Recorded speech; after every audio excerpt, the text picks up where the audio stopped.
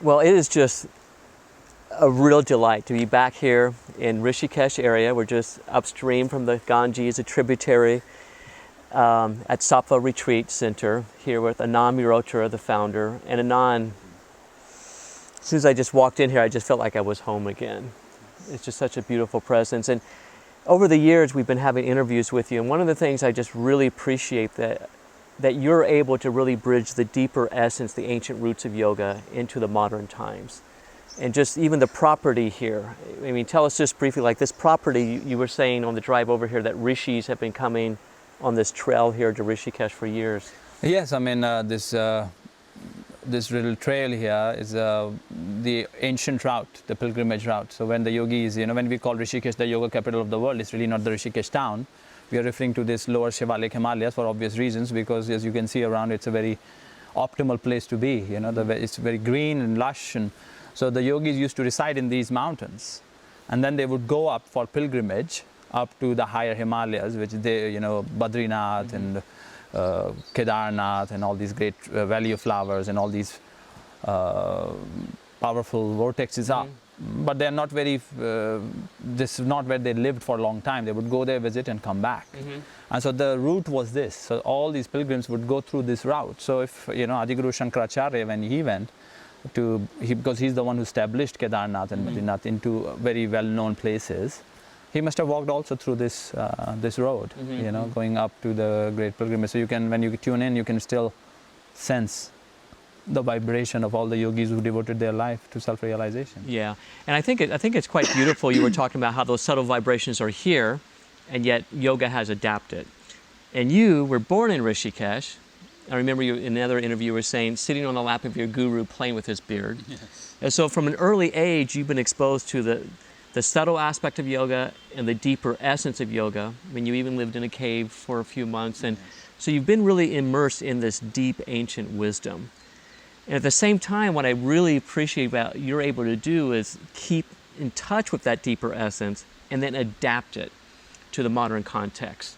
And so tell us a little bit about how you see yoga being alive in this modern time and how it's been adapting. You see, I mean, that's one of the most phenomenal things about yoga is if you look at this is body of knowledge, which is, I mean, if in linear time, at least 10,000 years, And it has still is relevant. It's because it has been able to adapt, and that's one of the hallmarks of wisdom. Is adaptability. I mean, if what is not able to adapt, nature does away with it. It does away with species which is not able to adapt and serve the evolutionary course of existence. Whether it's dinosaurs or if humanity doesn't course correct, then nature does away with humanity. So I think yoga is it's an incredibly, without any central figure of controlling organization. It is a people's knowledge. You see, there is not a singular authority, not a messiah in this tradition which control this knowledge. So it has been adapted by gurus and masters and teachers, people experimenting with it, innovating, and really making it relevant for the times they were in. And that's why religions have come and gone, and then what we see right now globally, that there is more and more people will describe themselves as not being religious and more spiritual. And if anybody who is describing themselves as being spiritual, they will have something to do with yoga. Yes. I mean, it is because yoga is the spiritual heritage of humanity. You see, it does not belong to any particular one person or one messiah or one tradition. This is the spiritual heritage of humanity, and that's why it is still relevant. It is able to adapt itself. We call it yoga now. You see, we have called it different things at different times. But this is the collective of humanity, this collective awakened consciousness is what yoga is. Yes, the awakened consciousness, and then yoga in the deeper essence leads to a process of self-realization. And so I really want to talk about that, about the self-realization and some of the personal transformations that happen in that process, and how you are working with this in this modern time. Yeah, you see, when that's the original assumption, right? The original assumption is self. I am, and then there is everything else. And when you speak to I am, what we find that we are not able to locate the I. If I say I am Anand, or I am Indian, or I am American, the I, where is this I? Is this in my toes? Is it in my brain? Is it in my heart? Is it in my skin? Where is this I? Is it just in the memory? What happens when the memory is wiped out? So this I, what we find is actually we are not able to locate. So what it means is that this I is unobserved. It has not been observed. What has been observed is the content of the I. So yoga is about, if the I, which is the fundamental base of all experience, because the experiencer is the experience, if this I is not being observed, then life remains in ignorance. For the unobserved I cannot live an awakened life. It's like a rose. You cannot know something just by thinking about it. You cannot grow rose by thinking about rose or reading about rose. You have to observe the rose for you to begin to realize rose. The same thing is in the yoga, is the art. You begin with observing yourself. As you begin to observe yourself, different aspects of self start to reveal to you. You start to learn great knowledge of self, which cannot be spoon-fed to you. It cannot be, that's why this technology of yoga, doing the kriyas, pranayamas, asanas, meditation, using the sound, all of these are values, techniques to refine your understanding of self. Self as body, self as energy, self as thought, self as silence, self as individuality, and ultimately self as the cosmos. For all these are all layers of self. And what I love about this is an ancient science. Because as you're saying, you can't think about it, you can't think about a rose and smell it, but rather you can do these different techniques and then start to have one's own experience. Exactly. Can you please speak to that? What you've been seeing with the people you've been working with in your own experience? You see, when you experience something for yourself, it comes within the realm of your own authority. Then you are not dependent on somebody else's authority. And as long as you don't reach your own realization on something, you are always insecure. You're always insecure. And as long as you're insecure, you are ready to fight. You're violent somewhere because you're afraid. You're afraid in that knowledge. You're not secure in that knowledge. So then it creates complex belief systems, and that's the domain of religion where conflicts have happened. So much violence has come up in the name of God. It's because the individual is not having the experience of God. It only has an idea of even the word God, just an idea of God. And because the idea is there which is not realized, there is insecurity. And that creates conflict. Conflict based on identities and ideas about what God is and what is the ways to reach God. I mean, it's kind of ridiculous. So in the yogic teaching, the fundamental thing is to realize, not just to be with the belief, but to realize, to bring it to your own experience. And when you bring it to your own experience, what arises there is security. Not a security which comes through pursuit. A security meaning you start to be at home with that knowledge. And that knowledge starts to shift. You start to fundamentally change, because it's not just a thought. It's not just a memory, it's a visceral experience. So when you dip in water, you get wet. If you just think about water, doesn't mean anything. You believe in water, you don't believe in water. But when you dip in water, you're going to get wet.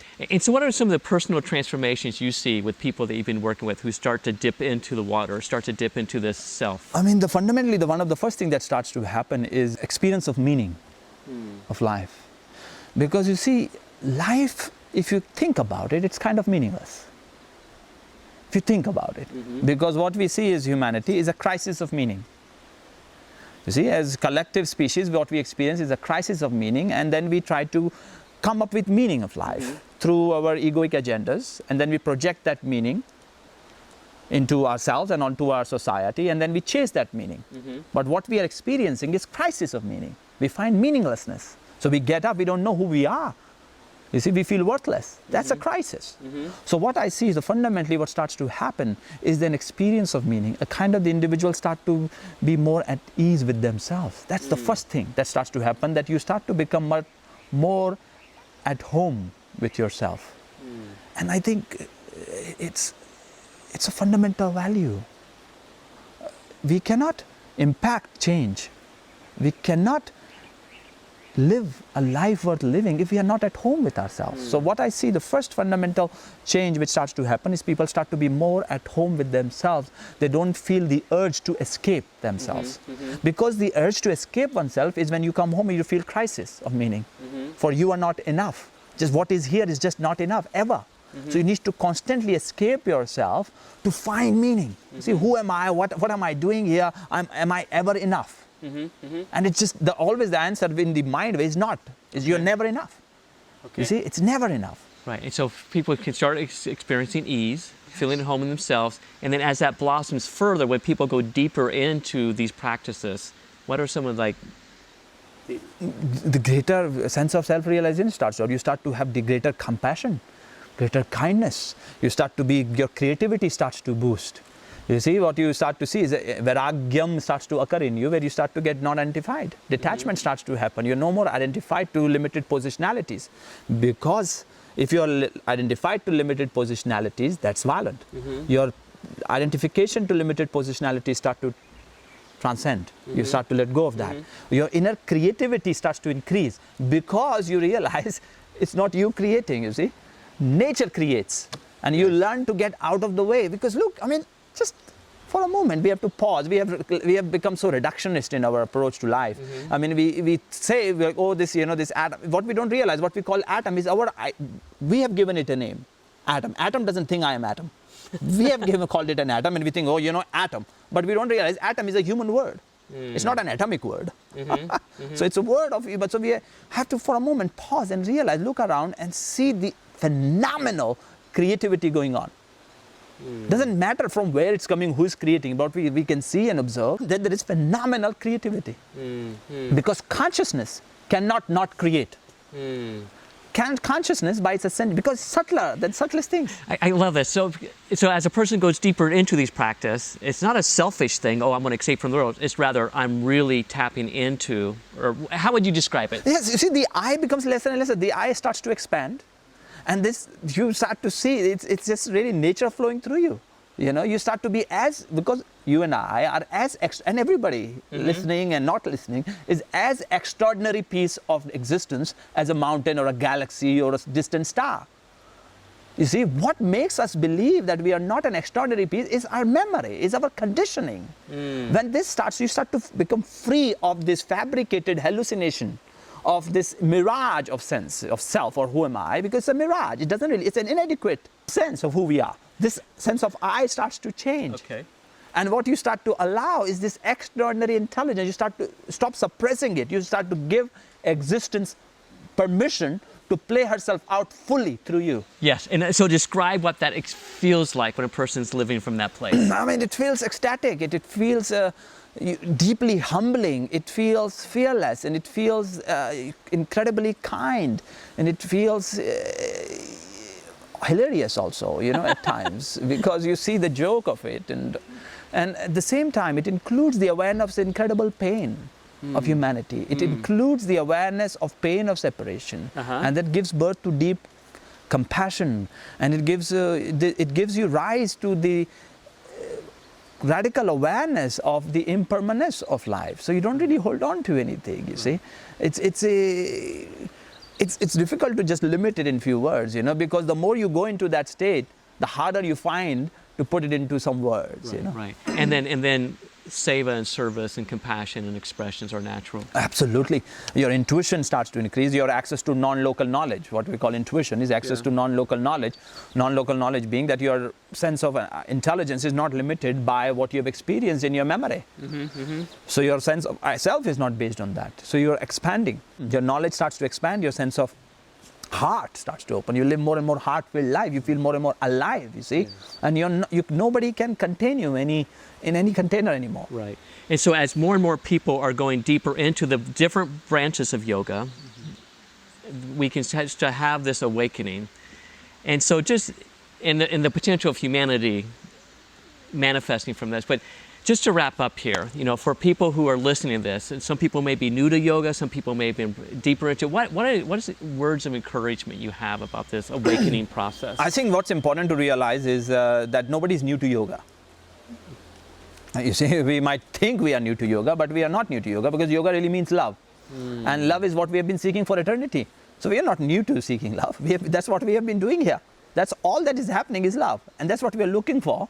So this is as long as we are. This is as old as we are. It doesn't matter if you have ever been to a yoga class. That's just one expression or one interpretation of this ancient body of knowledge. You see, so we are all walking each other to self-realization. You know, that's all we have been always moving towards. The purpose of life is that. So I think wherever you are is the beginning. Doesn't matter where you are. Wherever you are is the point value to infinity. So for me, infinity has two values. One is the point value, and one is the value which has no boundaries to it. For infinity is made up of points. Infinite points. So wherever you are is the point value to infinity. That's the doorway. This moment is the doorway to infinity. You are the doorway to infinity. So you are the point of the total existence. And when you really realize that for a moment and just be with that and just watch what happens, that you are the point through which infinity occurs. Infinity collapses at this point. And through this point, infinity is experienced.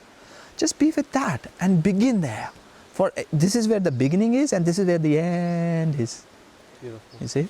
So, thank you. Well, Anand, thank you so much. I just want to encourage people to look at Sattva Retreat Center. If you ever have a chance to come here, the presence alone will be transformational. Thank you. Namaste.